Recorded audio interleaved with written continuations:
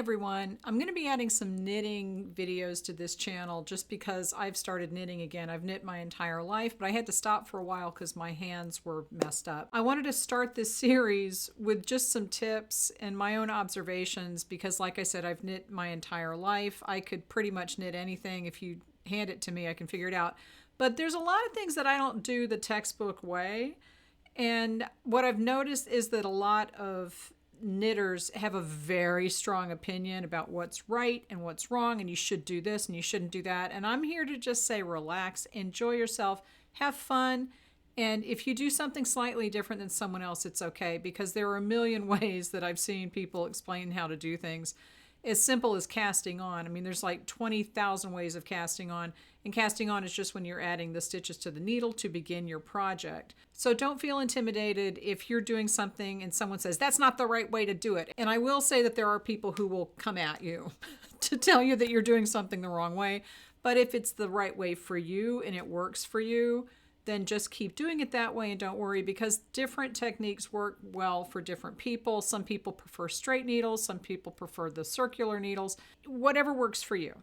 You're going to get the project done and it's going to look good. So the first thing I want to talk about is the knitting needles. I went and bought 2 beginner kits off of Amazon just to see what they were, and I'll put the links to those in the description.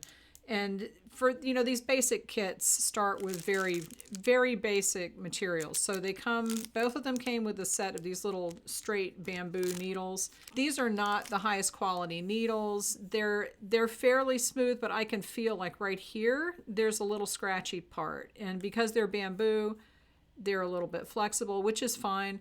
But you really want to have a needle that is smooth, because if it's going to catch the yarn while you're working, it's going to slow you down and it's going to pull on your yarn.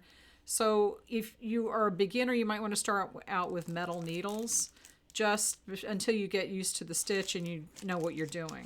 The other question is whether you should have straight or round needles, the circular needles like this.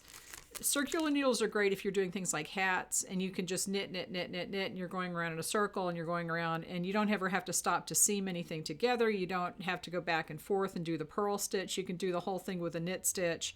It's great. But some people aren't comfortable with the circular needles. My daughter prefers the straight needles to the circular needles. I don't know why, but I prefer the circular needles, but that's not, not everybody's going to be like me.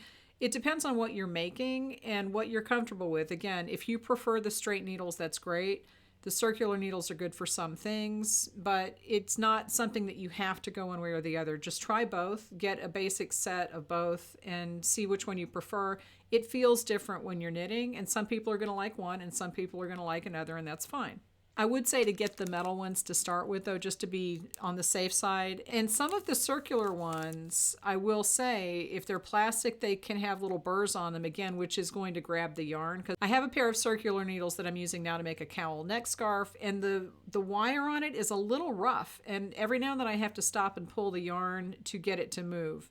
So you really want to make sure that when you're learning, you don't have to deal with things like that, because it just makes it a little bit more challenging, and you want to be able to learn the stitches before you get those challenges. Now, one of these kits came with this little packet full of extra things. Oh boy, right? But do you really need this stuff? Some of it is helpful, and I would say that things like a little pair of scissors. Yes, you're going to need scissors. So if you don't have a little pair of scissors, these little snips are very handy.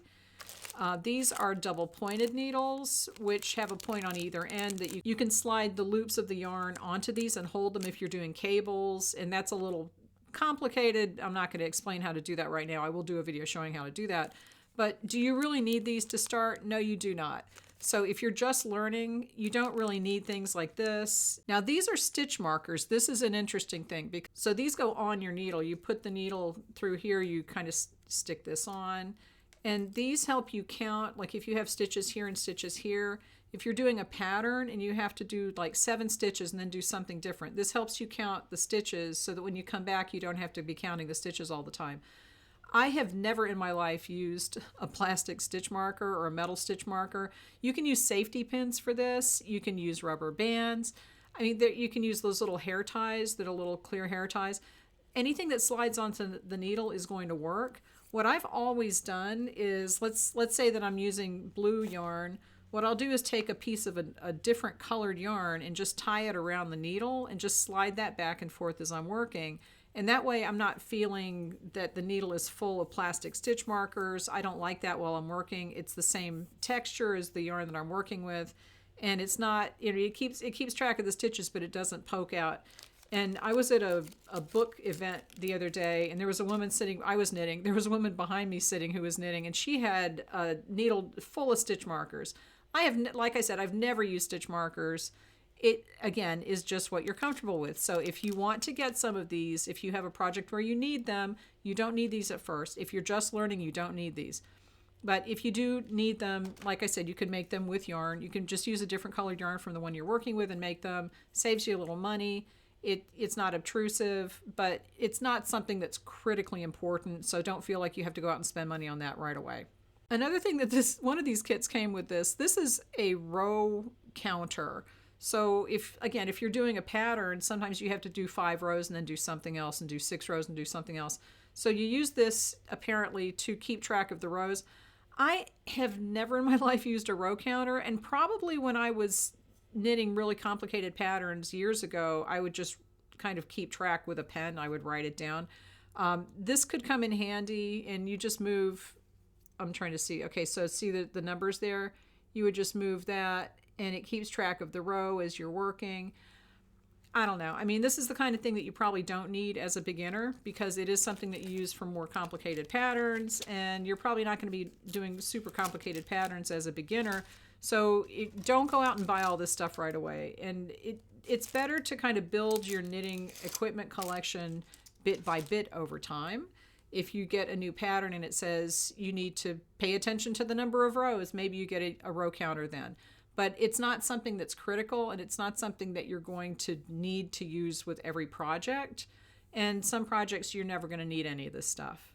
Now, these are useful, and this is something that I think one of these kits came with these are just plastic tapestry needles. It came with some larger ones and some smaller ones. And I'm saying large and small meaning the eye, because sometimes you have to sew the 2 pieces of your project together, or you need to take a piece of yarn that's loose and kind of weave it in. And this or a crochet hook can be very handy. I definitely would spend the money to get a little set of these, because you're going to need them at some point to do something. And like I said, a crochet hook is also good to have on hand. Even if you're not crocheting, you can use it to weave the yarn in. Crochet hook, a tapestry needle, those are things that you definitely should have on hand, because you will need them at some point, even if you're a beginner. The other thing is a yarn winder. Now, I actually ordered a yarn winder that is coming tomorrow, and I will show you how to use that. But you don't need the yarn. Okay, I know that people like winding yarn.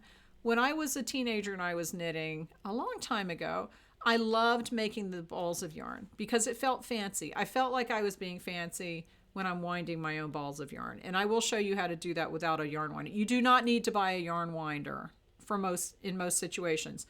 If you're buying little skeins of yarn from the store like this, most of them either have a loose end here, and you can just take this off, and look, the ball is already wound. Okay, you don't have to wind this, it's already wound for you. If you wind the ball of yarn, you're basically just replicating this. It's just going to be a slightly different shape.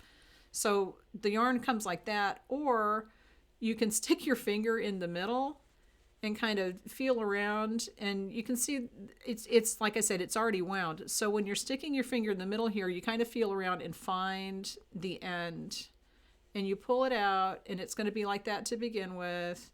But look, it just takes a little bit of unraveling, and you have the end of the yarn, and you can knit from the inside of the ball. And that's how I do it, because that way when you're pulling the yarn, it's not rolling around. If you're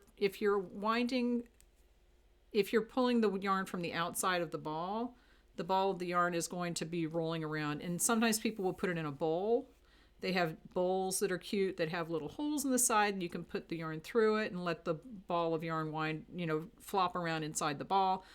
I tend to knit when I'm sitting on the couch, and I just put the yarn in my lap and pull it from inside the ball like that. Okay, so there's many ways to do this.